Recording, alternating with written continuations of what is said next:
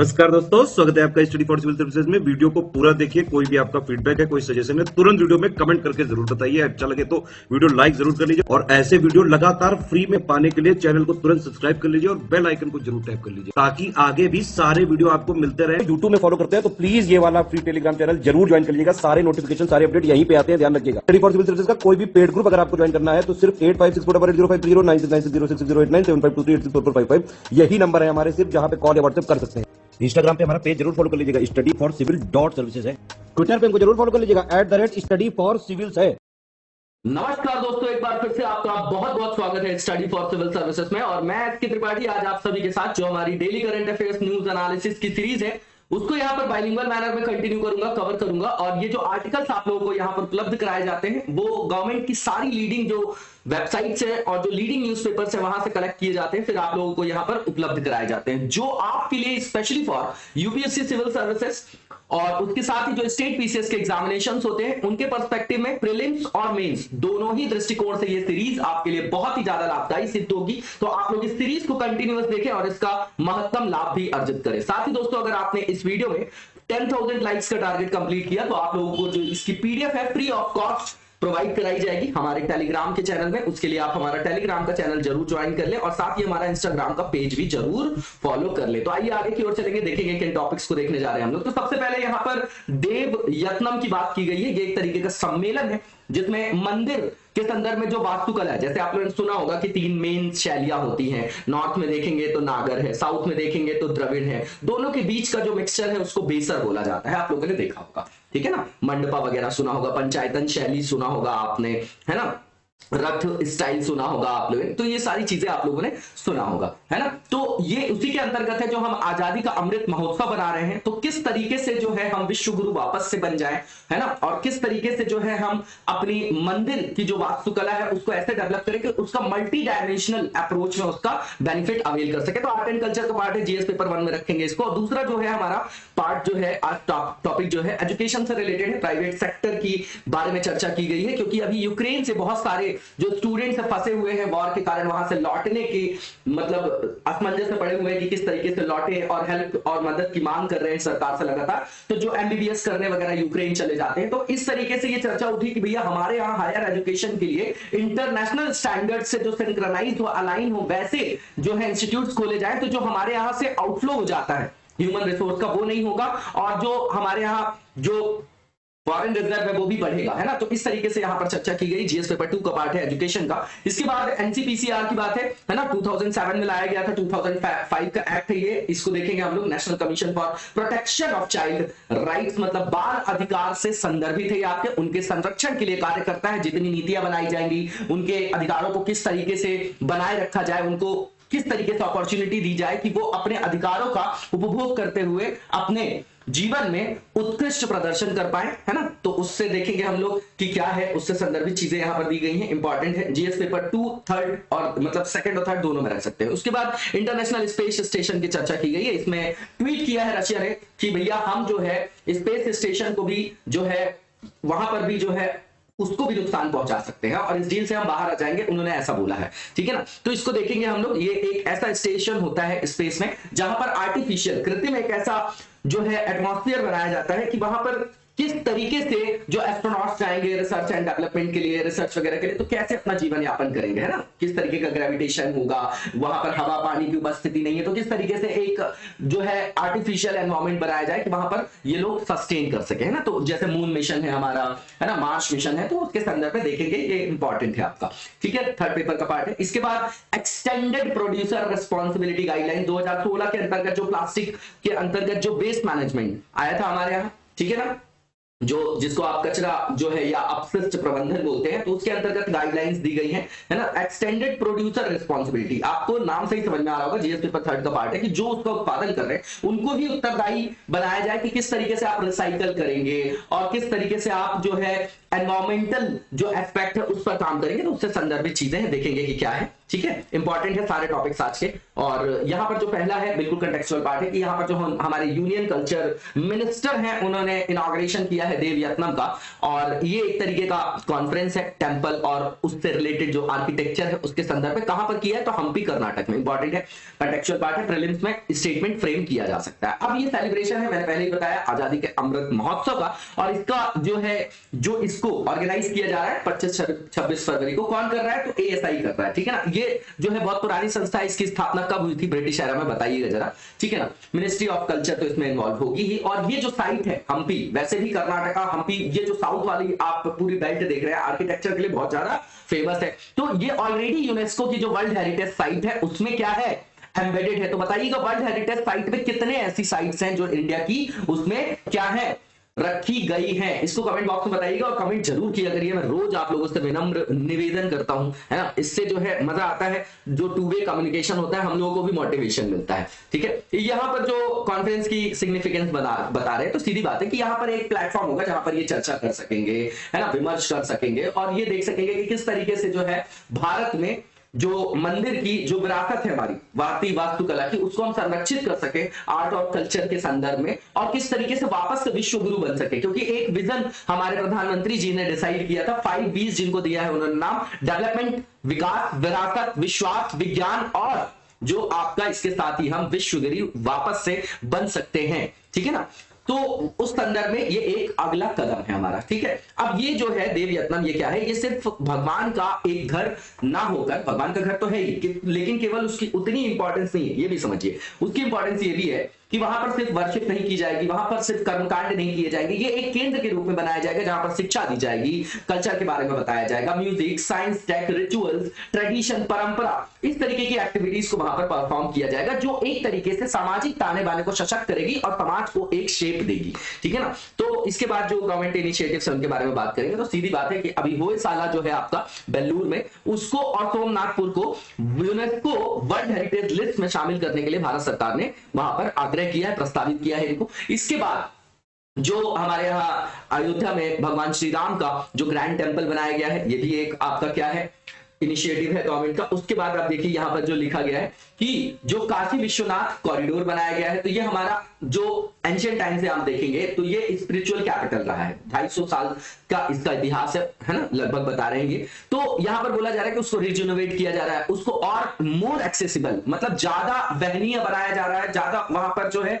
आसानी से लोग जो है वहां पर जा सके, है ना, उसके लिए एमिनिटीज दी जा रही है, उस तरीके का इंफ्रास्ट्रक्चर डेवलप किया जा रहा है। इसके बाद यहाँ पर आप देखेंगे प्रसाद स्कीम है, स्वदेश दर्शन है, तो ये सब इनिशिएटिव्स है। ठीक है ना, इससे टूरिज्म इंफ्रास्ट्रक्चर को भी, टूरिज्म के सेक्टर को भी हम मोबिलाइज कर रहे हैं। ठीक है, इसके बाद हम जो अभी इंफ्रास्ट्रक्चर बनाने की कोशिश कर रहे हैं वो ऐसा बनाया जा रहा है कि जो विश्व स्तरीय सुविधाएं हैं उसके हिसाब से उनको संगत बनाया जाए उनसे, ताकि जो लोग वहां पर जा रहे हैं उनके लिए वो क्या हो, सर्व सुलभ हो, सर्व सहज हो, है ना, उस पर फोकस किया जा रहा है। इसके बाद इंडियन टेंपल्स की सिग्निफिकेंस बताया जा रहा है। तो सीधी बात है, मंदिर जो है सिर्फ भगवान की पूजा और कर्मकांड का केंद्र ना होकर वहां पर शिक्षा भी दी जाती थी, नॉलेज से भी वो आपका सिंक्रोनाइज्ड है, कल्चरल एस्पेक्ट भी है, स्पिरिचुअल एस्पेक्ट भी है, इनोवेशन भी है वहां पर। ठीक है ना, और यहाँ पर 3 मेजर स्टाइल्स मैंने पहले ही बता दी, नागरा है, द्राविड़ है और वेसर है ना, बहुत इंपॉर्टेंट है ये। इसके बाद जो दशावतार टेंपल है देवगढ़ का, ये नागर स्टाइल का है। ठीक है, और ये आपका हिमालय और विंध्या जो आपकी माउंटेन है उसके बीच अवस्थित है। इसके बाद हिंदू टेंपल जो है वो कॉम्बिनेशन है आर्ट और साइंस का भी,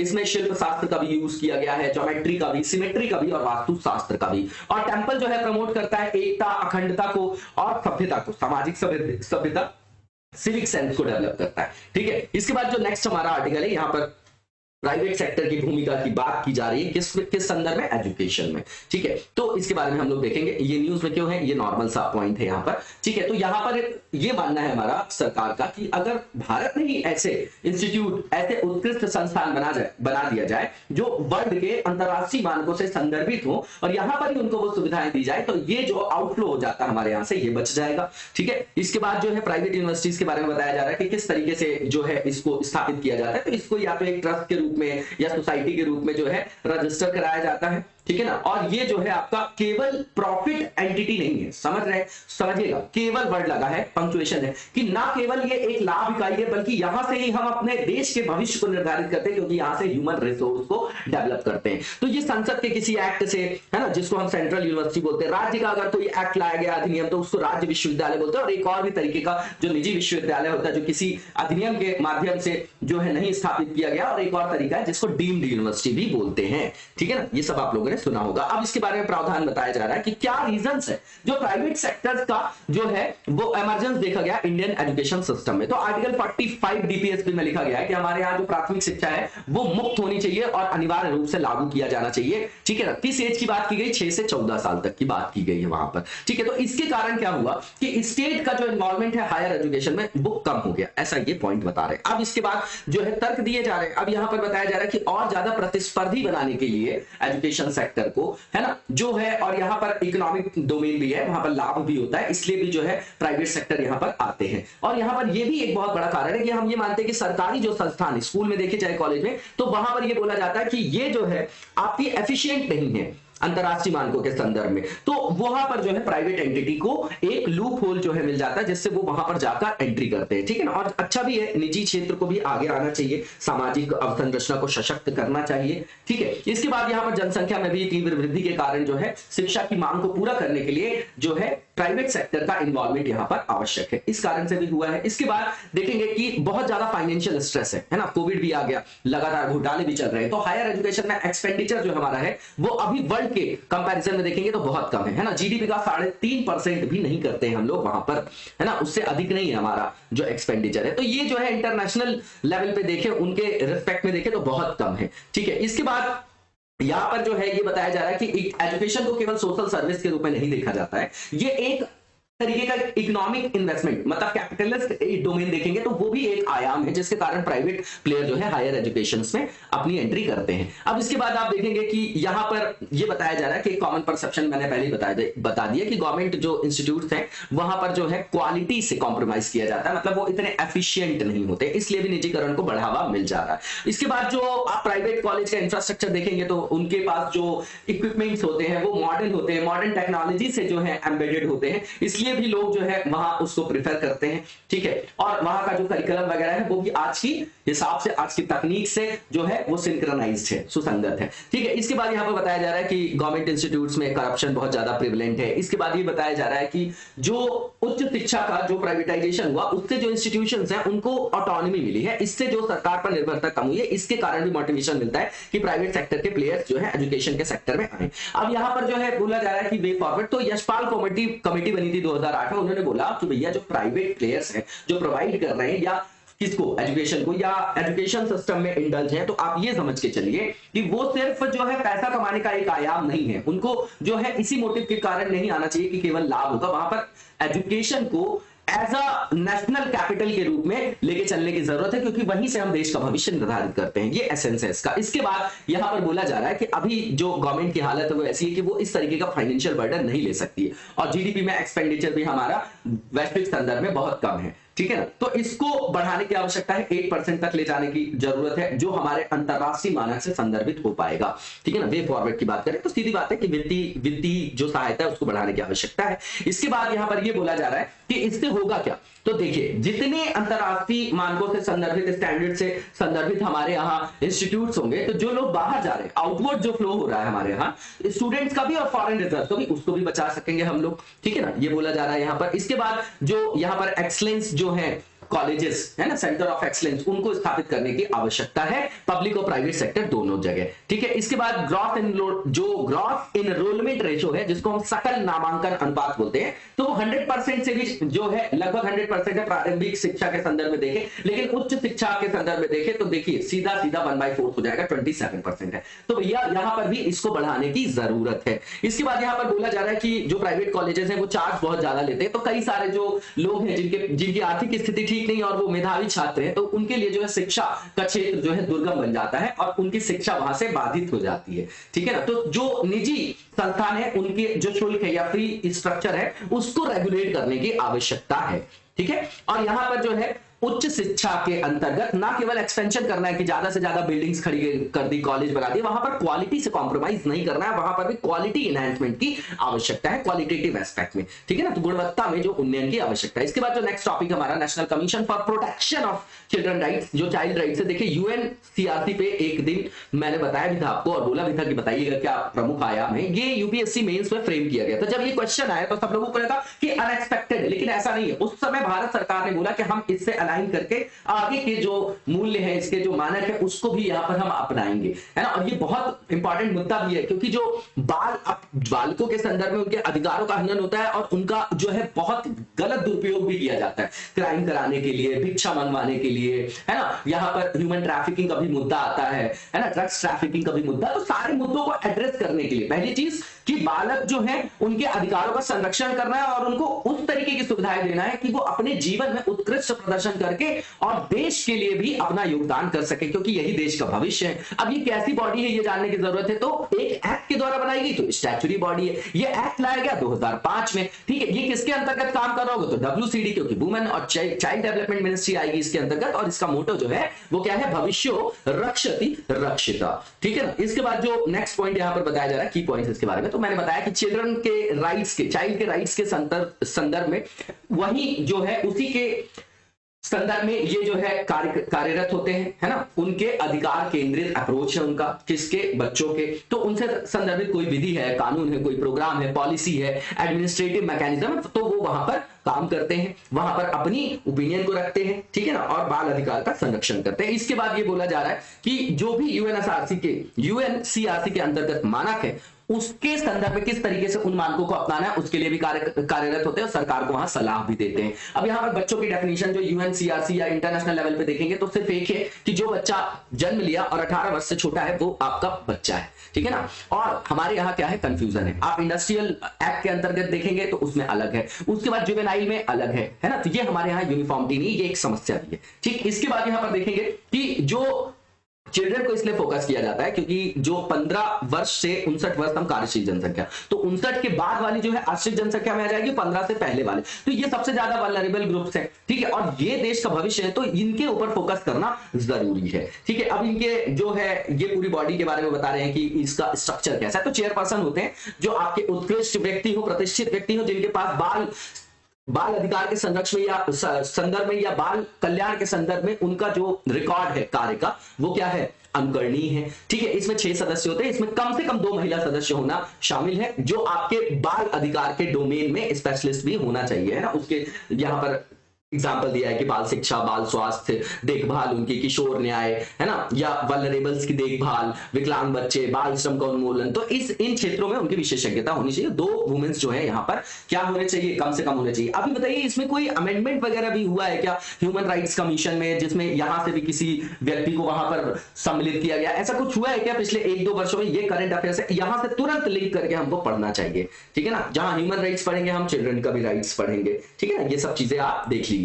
इसके बाद जो प्रमुख कार्य क्या है, तो पहली बात ये कि जो पॉलिसीज बन रही हैं सेफगार्ड्स के लिए जो बनाई गई है बच्चों के अधिकारों से संदर्भित, है ना, उनके अधिकारों के संरक्षण के लिए, और जो भी एग्जिस्टिंग लॉ है उनको रिव्यू करते हैं, है ना, उसका असेसमेंट करते हैं। फिर मान लीजिए कि कहीं पर बाल अधिकारों को उल्लंघन हो रहा है तो ऐसे मामलों की वो जांच भी कर सकते हैं और कार्यवाही शुरू कर सकते हैं। इसके बाद ऐसे फैक्टर्स का वो अध्ययन करेंगे जिससे बाल अधिकारों का क्या हो रहा होगा, हनन हो रहा होगा, जैसे आतंकवाद है, दंगे हैं, प्राकृतिक आपदा है, सांप्रदायिक हिंसा है, तस्करी है, यातना है, शोषण है। तो उस तरीके के क्षेत्रों का क्या करना है, उनको अध्ययन और इनके अधिकारों का संरक्षण करना है। तो उसके लिए वो जो है जो उपचारात्मक जो है उपाय भी सुझाते हैं यहाँ पर, है, ठीक है। इसके बाद यहाँ पर बताया जा रहा है कि विशेष देखभाल किस तरीके से प्रोवाइड की जाए बच्चों को, उनकी सुरक्षा को कैसे इंश्योर किया जाए, जो वंचित वर्ग के और जो हाशिए के संदर्भ में जो बैठे हुए, हाशिए मतलब सबसे पुरानी, सबसे पीछे, विकास की धारा में सबसे पीछे अवस्थित जो ग्रुप होता है उसको वल्नरेबल ग्रुप्स बोला जाता है। तो उनकी क्या जरूरतें हैं,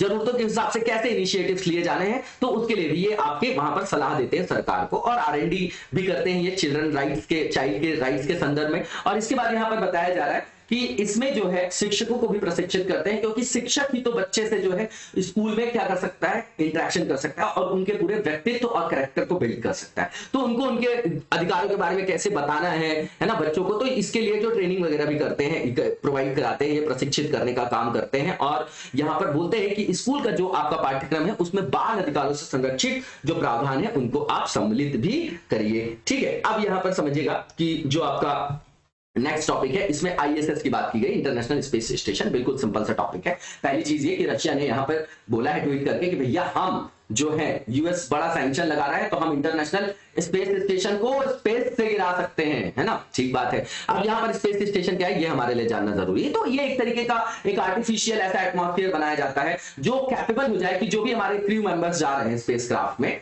ठीक है, तो वो वहां पर रह सके, ठीक है, और वहां पर आर&डी वगैरह कर सके। इस तरीके के संदर्भों के लिए इसको डिजाइन किया गया है। ठीक है, ये रहने योग्य कृत्रिम उपग्रह की तरह इसको बनाया जाता है। कहां पर अवस्थित होता है, तो लोअर अर्थ ऑर्बिट में। अब बताइएगा, लोअर अर्थ ऑर्बिट की यहां पर बोला गया कि एल्टीट्यूड 2000 किलोमीटर। तो मीडियम जो होती है अर्थ ऑर्बिट वो कितनी हाइट पे होता है, और हायर जो आपकी अर्थ ऑर्बिट है वो कितनी हाइट पे है, बताइएगा, इंपॉर्टेंट है, कमेंट बॉक्स में। इसके बाद जो नेक्स्ट यहां पर बताया जा रहा है पॉइंट कि ये किस तरीके का अप्रोच है, प्रोजेक्ट है, तो भैया मल्टीनेशनल, ये आपका क्या है, कोलैबोरेटिव इस क्या है, प्रोजेक्ट है। इसमें 5 स्पेस एजेंसीज है, सबके नाम आपको पता होंगे। नासा है यूएस का, रॉसकॉस्मोस रशिया का, जैक्सा जापान का, ईएसए जो है यूरोप का है, यूरोपियन स्पेस एजेंसी, और कनाडा स्पेस एजेंसी जो है सीएसए है। ठीक है, अब यहां पर यह बताया जा रहा है कि जो हमारे मिशन वगैरह है वहां पर ये हेल्प भी करते हैं, इसीलिए हमने इसको स्थापित किया कि किस तरीके से जो है वहां पर हम वाइबल बना सके उसको इंसानों के रहने के लिए, है ना। तो मून और मार्स मिशन के लिए भी ये क्या है, फायदेमंद है। ठीक है ना। तो अब यहां पर बताया जा रहा है कि इसका स्टार्ट कब हुआ था, इसको कब जो है स्थापित किया गया था। तो 1993 में अमेरिकन वाइस प्रेसिडेंट जो अल गोर थे और रशियन प्राइम मिनिस्टर जो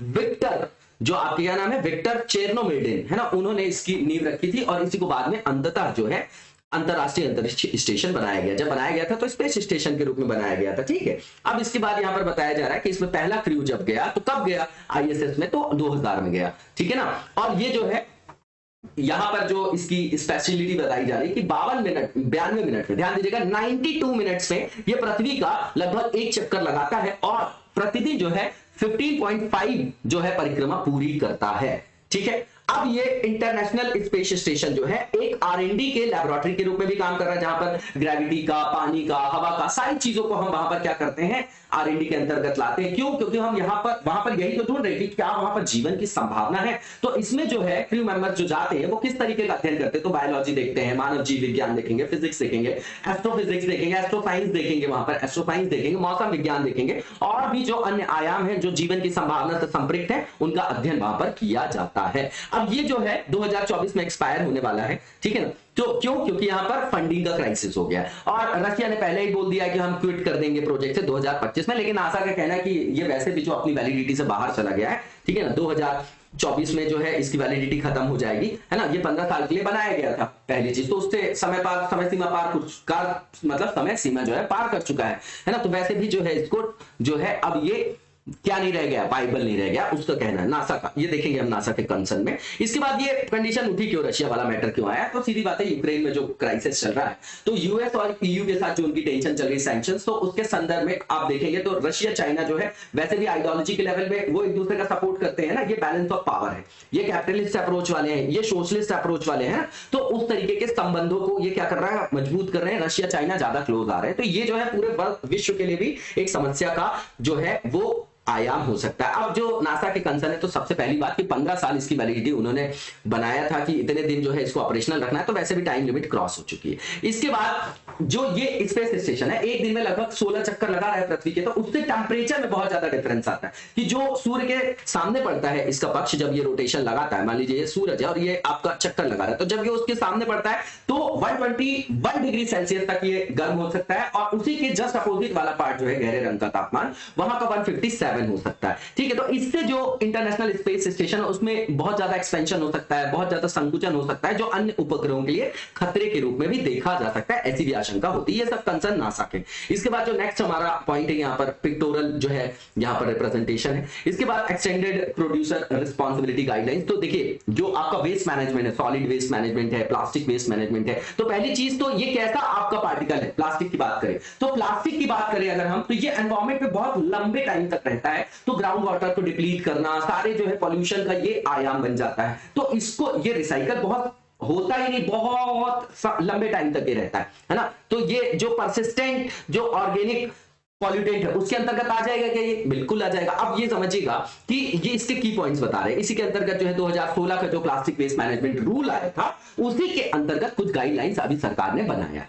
ठीक, तो ऐसा क्यों किया गया है? ताकि जो उत्पादक हैं, जो इस तरीके का उत्पादन कर रहे हैं, उनकी जिम्मेदारी को वहां पर निर्धारित किया जाए, उसी से संदर्भित गाइडलाइंस है। तो सबसे पहले क्या करना है कि एक रोड मैप बनाएंगे, है ना, कि किस तरीके से जो है आप सस्टेनेबल प्लास्टिक जो पैकेजिंग है उसको यूज करेंगे। उसके बाद यहां पर जो अगर आपने बना लिया प्रोडक्ट तो उसको किस तरीके से रीयूज करके रिसाइकल करेंगे, है ना, उस तरीके के यहां पर नॉर्म्स को बताया गया। उसके लिए प्रॉपर फ्रेमवर्क बनाया जाएगा, उसका प्रबंधन किया जाएगा। अब यहां पर रिसाइकलिंग को फोकस किया जा रहा है, सीधी बात है, इको फ्रेंडली यहां पर एस्पेक्ट है इसका। ठीक है, आप लोगों को समझ में आया जा रहा होगा, आ रहा होगा कि भैया अभी आपने देखा होगा कि इतने माइक्रोन से कम की जो पॉलीथीन बैग्स हैं उनको हम यूज नहीं करेंगे, है ना। गाय वगैरह भी खा लेती थी, खाने के साथ उनकी भी मृत्यु हो रही थी, बहुत सारे साइड इफेक्ट्स हैं इसके। ठीक है ना। तो अब यहां पर जो है इसके यूज को पहले कंजम्पशन को कम करें, लेकिन एक साथ जो है पूरे कंजम्पशन को खत्म नहीं किया जा सकता। आज भी हम उसका विकल्प नहीं ढूंढ पाए, क्योंकि सबसे आसान होता है कैरी करने के लिए वो, और उसको बनाने के लिए उपलब्धता जो है आसानी से है इसकी। ठीक है, तो इसकी जो पुनर्चक्रण या जिसको नवीनीकरण या रिसाइकलिंग बोलते हैं, तो वैसी प्रैक्टिसेस को यहां पर संवर्धित करना है, प्रमोट करना है। इसके बाद इस तरीके का एक मार्केट मैकेनिज्म बनाना है, जैसे कि आप पीएसएल वगैरह में भी देखे होंगे, है ना, सर्टिफिकेट बनता है। क्योटो जो आपका कार्बन मार्केट है उसमें भी देखेंगे। तो मान लीजिए कोई सरप्लस है तो वो बेच सकता है, कोई डेफिसिट है अगर इसके मैनेजमेंट में तो वो उसको खरीद सकता है। तो इस तरीके के सर्टिफिकेट्स के थ्रू जो है एक मार्केट मैकेनिज्म बनाया जाएगा, जिससे यहां पर प्लास्टिक वेस्ट मैनेजमेंट को मोबिलाइज किया जाएगा, है ना। तो वहां पर सेल और परचेज कर सकते हैं वैसे सर्टिफिकेट्स को। ठीक है, तो इसके बाद यहां पर बताया जा रहा है कि इसकी जो मॉनिटरिंग की जाएगी ऑनलाइन की जाएगी, है ना, और ट्रैकिंग की जाएगी ऑनलाइन। तो इससे क्या होगा, इंश्योर हो सकेगी भैया, ट्रांसपेरेंसी अकाउंटेबिलिटी भी तय कर सकेंगे, वो चीज यहां पर बताया जा रहा है। तो इसके द्वारा जो कंपनीज को भी ईज ऑफ डूइंग बिजनेस का काम है कि वो ऑनलाइन रजिस्ट्रेशन कर सकेंगे, फाइलिंग भी कर सकेंगे, एनुअल रिटर्न्स ऑनलाइन, तो उनका जो कंप्लायंस का बर्डन है वो कम हो जाएगा। तो ईज ऑफ डूइंग बिजनेस का ये आपका डोमेन है। इसके बाद यहां पर बोला जा रहा है कि इसमें यहां पर पॉल्यूटर पे प्रिंसिपल, क्या आपने क्योटो के संदर्भ में ग्रीन हाउस गैसेस के जो एमिशन उसके संदर्भ में ये शब्द पहले भी सुना है? बिल्कुल ठीक बात है कि जो पॉल्यूट कर रहा है वही पे करे ना,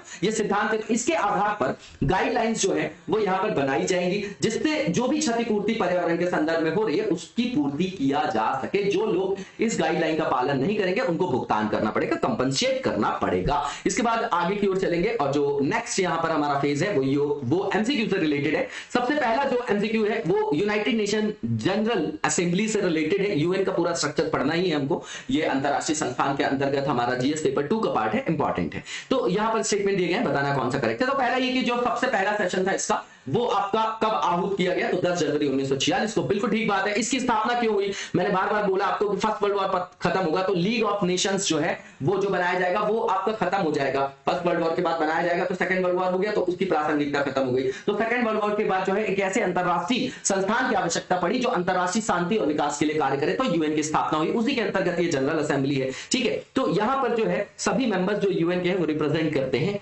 कहां पर, असेंबली में, यूनाइटेड नेशनल जो आपकी यूनाइटेड नेशंस जनरल असेंबली। इसका हेडक्वार्टर न्यूयॉर्क में है और इसको समटाइम्स जो है या कभी कभी आप देखेंगे कि इसको बोला जाता है वैश्विक संसद या विश्व की संसद भी बोला जाता है। तो बिल्कुल सही है ये चारों स्टेटमेंट। इसका आंसर आपका ऑल ऑफ द अबव ए हो जाएगा। इसके साथ ही जो नेक्स्ट क्वेश्चन है हमारा उसको देखेंगे हम लोग, और ये जो आपका है क्वेश्चन वो डीआरडीओ के संदर्भ में, बहुत इंपॉर्टेंट इंस्टीट्यूशन है और ये जो है आपका थर्ड पेपर का पार्ट है ना, जो हम जहां पर हमको इस तरीके के संस्थान भी पढ़ने हैं। तो इसके बारे में स्टेटमेंट बताना कौन सा टू है। तो पहला ये कि एस्टैब्लिशमेंट जो इसका किया गया, एस्टैब्लिश किया गया 1958 में मिनिस्ट्री ऑफ डिफेंस के अंतर्गत। इसका हेडक्वार्टर न्यू दिल्ली में है। तो दोनों के दोनों स्टेटमेंट बिल्कुल ठीक है। इसका आंसर आपका ऑल ऑफ द अबव हो जाएगा या बोथ और करेक्ट जो है आपका ए हो जाएगा। इसी के साथ आज के वीडियो को यहीं पर विराम देंगे, नेक्स्ट वीडियो में कंटिन्यू करेंगे। तब तक लगातार जबरदस्त तरीके से पढ़ते रहिए और आगे लगातार बढ़ते रहिए। Thank you so much, best of luck.